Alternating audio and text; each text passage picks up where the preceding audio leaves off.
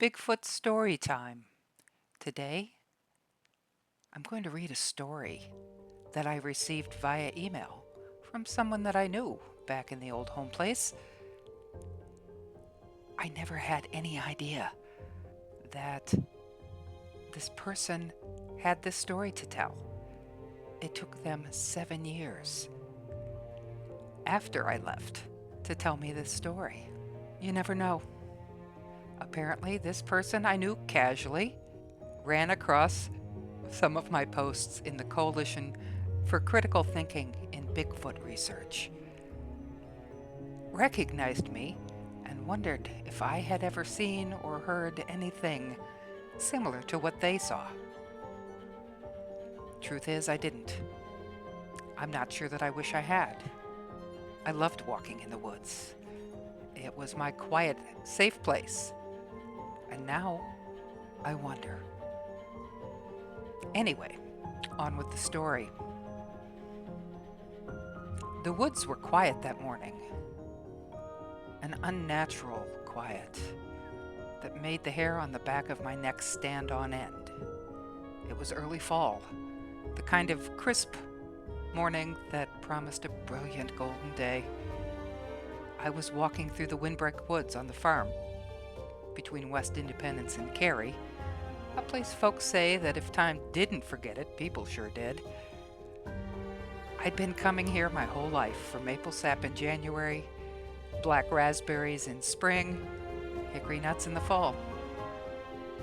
I knew these woods, but today it felt different. As I moved through the undergrowth, the usual sounds of the woods were missing. No squirrels chattering, no mourning doves, no distant crows. Just a deep stillness and the whoosh of undergrowth tangling around my boots. I heard a grunt, and I looked up. It was then that I saw it as it passed in front of the silver-white bark of a giant old sycamore tree. A dark shape, massive, and moving through the woods away from me. My heart pounded in my chest as I tried to make sense of what I was seeing. It wasn't a bear. Bears were hunted to extinction in Ohio 100 years ago, and only recently have started to move back in the South. But they are not in my part of Ohio yet. Maybe never will be again.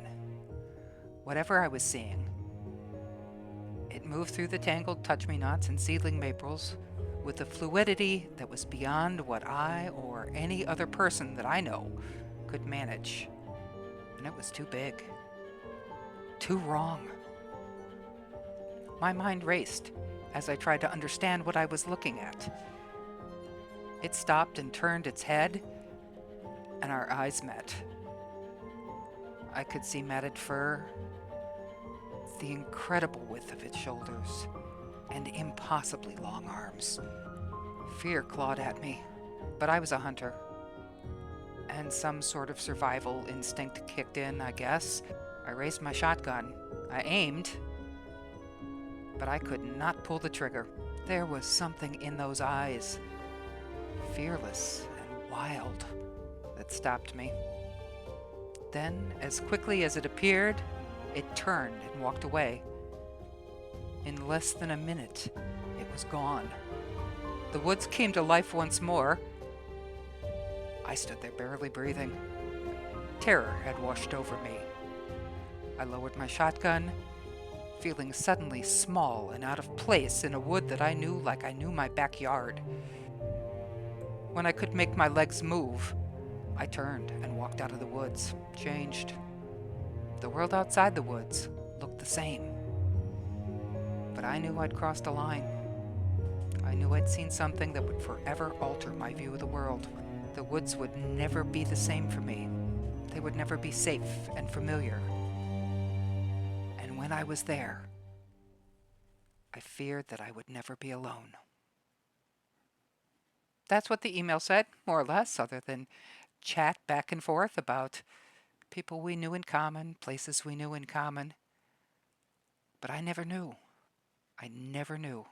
that there was a Bigfoot story in a part of Ohio that I would have sworn to you did not have Bigfoot.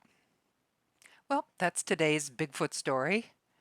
Tell me, people, do you have a story? Have you seen something in the woods? Have you seen something crossing the road? Have you seen something that made you wonder?